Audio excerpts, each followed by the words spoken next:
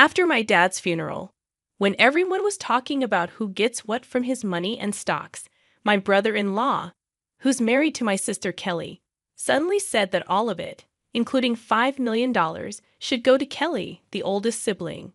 My sister and brother-in-law were happy, but the lawyer told them they couldn't just decide that. My name's John Watson. I'm 42, work in sales, and have a wife and 2 kids. My dad owned a big part of a company, and even though he was old, he still worked. My sister Kelly, who's older than me, has always been a bit of a problem for our parents with her bad behavior. My sister, who's now in her middle years, still doesn't have a steady job and just lives her life however she wants. I've never really liked her, so I've always kept my distance. Then, when she turned 50, out of the blue, she brings home this guy and says, "I'm getting married." The guy, Chris Adams, is younger and good-looking, but he's pretty lazy and not very pleasant. My sister starts asking Dad for money for the wedding like it's no big deal. She blows through the cash real quick and then has the nerve to ask for more, which really upsets Dad. She figures she'll inherit everything eventually, so why not? I just watch her with a cold stare. Less than a year after she gets married, Dad has a heart attack while playing golf and passes away a few days later. It hits me hard, and I feel really sad. The sudden news of Dad's passing shocked all his friends, and our phones wouldn't stop ringing with condolences. But I couldn't just sit there and cry. I took charge, helping my stunned mom with all the arrangements for the funeral.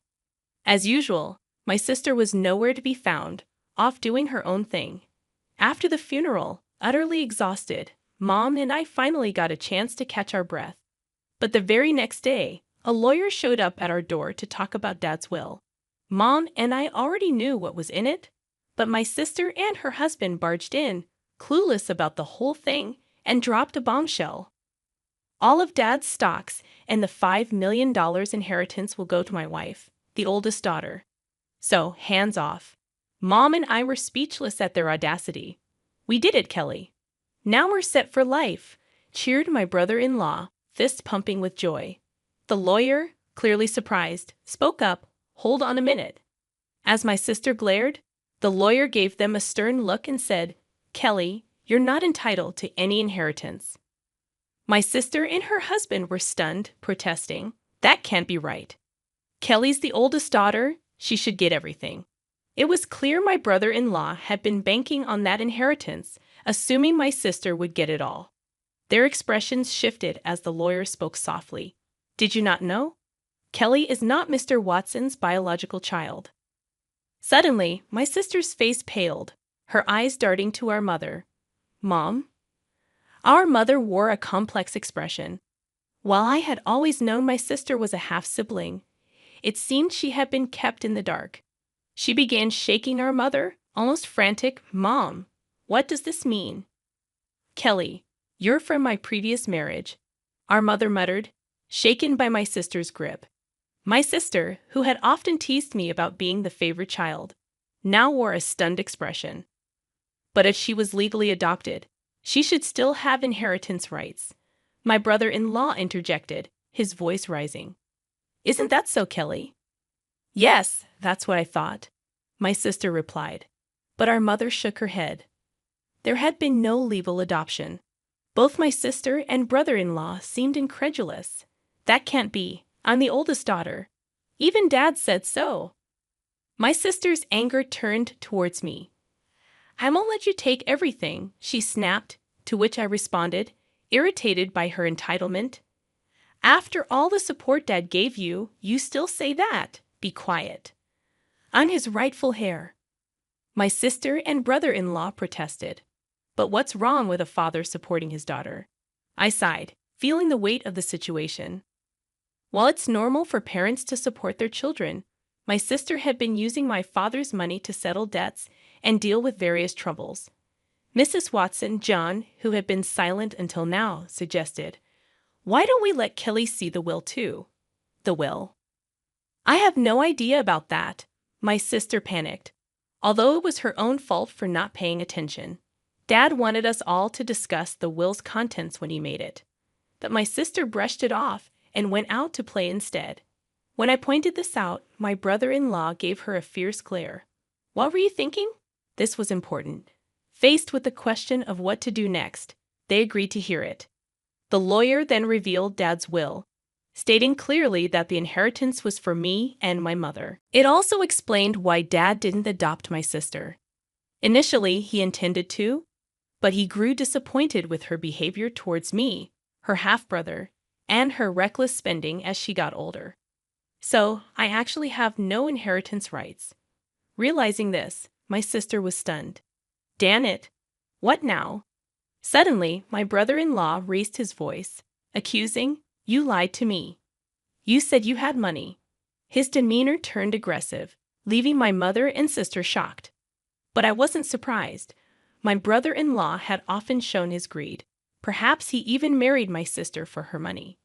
"Kelly, don't come back until you've got some money," he commanded. "Wait, Chris? What do you mean? I thought I was going to be wealthy. What a letdown." Roughly pushing past my sister, my brother-in-law stormed out of the room. Left behind, my sister glared at us, her face red with anger, and cried out to our flustered mother, "Mom, why didn't you have me adopted? It's not fair that only you get the inheritance.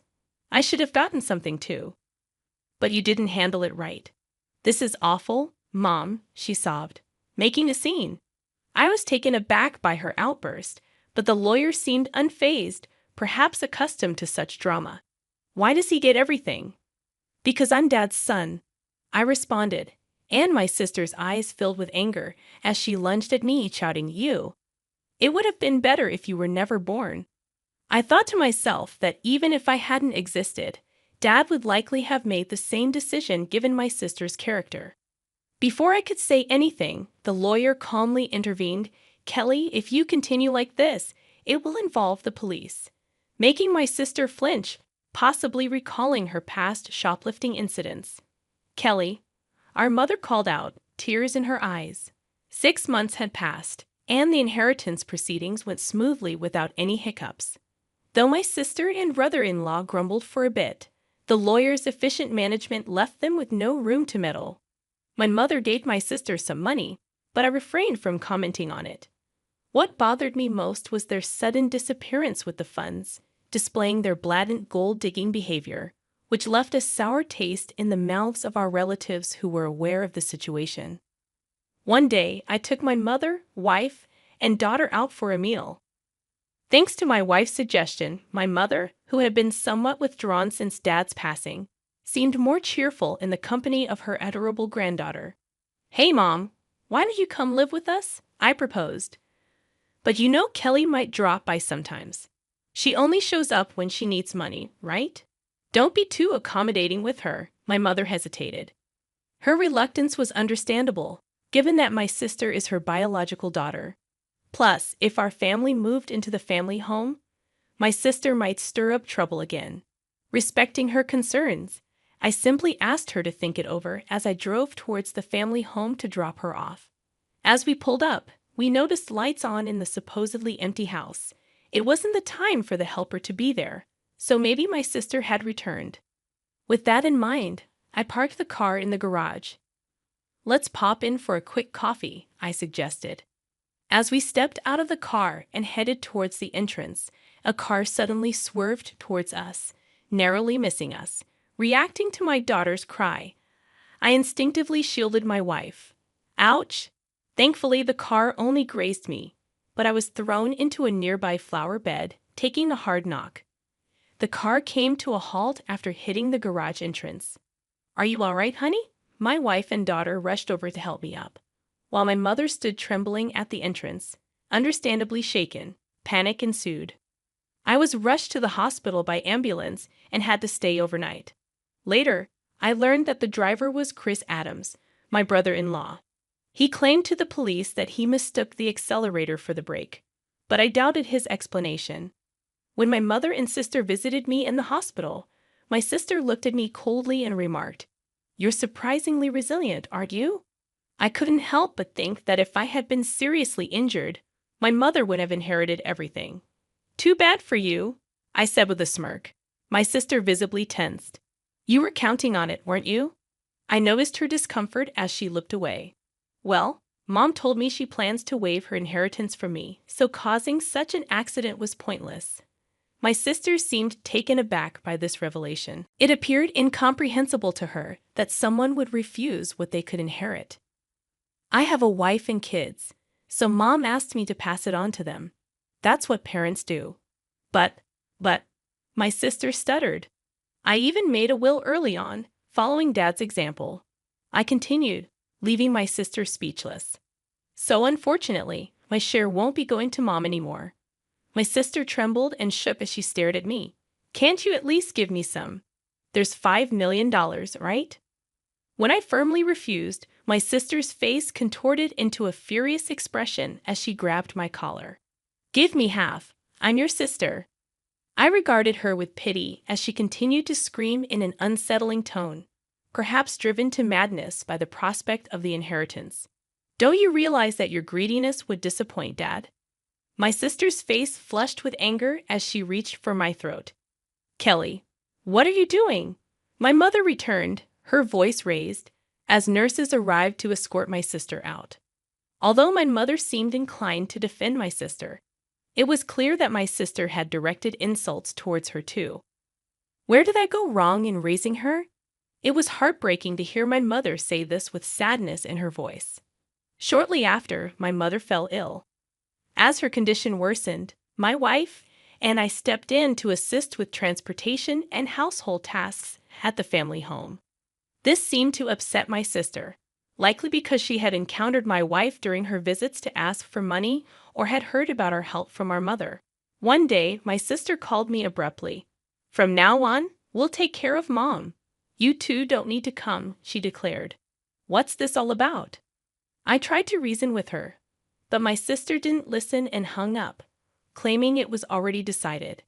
I confirmed with my wife, who had received the same message and been dismissed.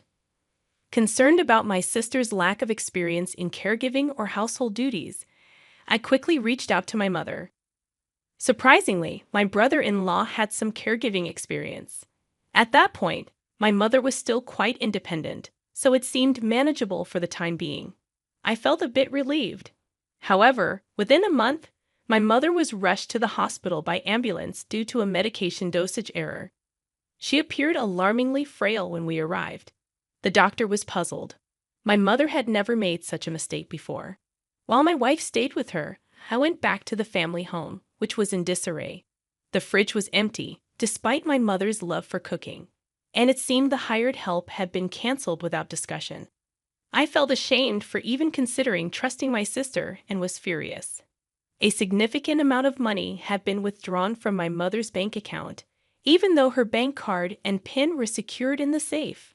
Thankfully, the account containing the inheritance was untouched in a safe deposit box. But most of the funds allocated for living expenses were gone. I gathered essential items for my mother's hospital stay, along with her bank card, and returned to explain the situation to her. Did Kelly? My mother seemed unaware of the bank card situation. However, when I inquired about the medication error, she looked somber and confessed that it was prepared by my brother-in-law. Mom, perhaps it's best not to allow my sister into the house anymore, I suggested. John, I promised to take care of you, but the house is in such disarray, and you've lost so much weight. Have you been eating properly? My mother's words weighed heavily on me. Mom, you should come live with us. I'll build a home where we can all be together, I proposed, causing my mother to break down in tears. However, her health continued to deteriorate, despite the doctor's efforts. Perhaps the incident with my sister had weakened her heart. She never recovered and eventually passed away, almost as if following my father. Upon returning to the family home to make funeral arrangements, I discovered that all the valuables had vanished. It appeared my sister and brother-in-law had taken them in their desperate pursuit of money. Standing amidst the empty rooms, I was first shocked and then consumed by a fierce anger. I vowed to hold them accountable for their actions. The day after my mother's funeral, my sister and I were scheduled to meet with the lawyer, presumably to discuss the inheritance. Too bad. Mom's inheritance rightfully belongs to me, her daughter, my sister boldly declared. I couldn't help but chuckle at her statement, as it seemed she was gravely mistaken. Let's see what the will says, I suggested. As the lawyer unveiled the will, my sister's face drained of color. No, this can't be. Kelly is not entitled to inherit anything. That's Dad's final wish, my brother-in-law exploded. However, the lawyer calmly reiterated the same statement. This is absurd. Kelly is that old woman's biological child. My brother-in-law erupted, sweeping items off the table in anger. You can't deceive us. Give us the inheritance now. Chris, did you try to harm my mom? I confronted him. He shot me an irritated glare. What? I never did such a thing, he retorted. Then why was there a mistake with her medication? I pressed further. My brother-in-law scowled in annoyance. Who cares about that, John? It's outrageous that we're not getting any inheritance, my sister interjected, seemingly losing her composure. What have you done? I asked her, stunned. It seemed she hadn't rushed over after hearing about our mother's passing, but had been banking on the inheritance to cover her expenses. Tell me this isn't true. I'm getting nothing. My sister demanded of the lawyer. Well, the lawyer began, carefully explaining the legal distribution of the inheritance. However, after deducting the amount my sister had withdrawn and the items she had sold, there was almost nothing left. She scratched her head in frustration. This outcome was reached after consulting with the lawyer in advance, I interjected. That can't be. It can't be this little. My sister muttered to herself, clearly dissatisfied. Having relied on our parents without ever experiencing the hardships of work, she seemed out of touch with reality. I couldn't contain my contempt for her. Mom thought you'd take care of her, but you just took her money and abandoned her, you ungrateful person. I couldn't hold back my anger. Taking care of someone costs money, you know? What are you talking about? My sister shot back. Then show me the detailed expenses you used for Mom's living costs. I'll cover the necessary expenses, I challenged her, extending my hand. My sister's face paled, and her lips trembled. I don't have that. Without receipts, it won't be recognized, the lawyer emphasized, leaving my sister speechless. Facing her, my brother-in-law attempted to sway me with a pleading tone. John, your sister really needs help. Can't you lend her a hand, even just a little? I declined firmly, feeling my frustration growing, and it seemed my brother-in-law was reaching his limit too. If everything had gone as planned, Kelly would have had the entire inheritance by now, he muttered. What do you mean by that time? I questioned, but before I could delve deeper, my brother-in-law let slip a revealing comment. Because of this guy, nothing ever goes smoothly. I was supposed to get a new car, but all I got was barely enough for repairs. My sister desperately tried to interject, but it was too late. That's a serious accusation.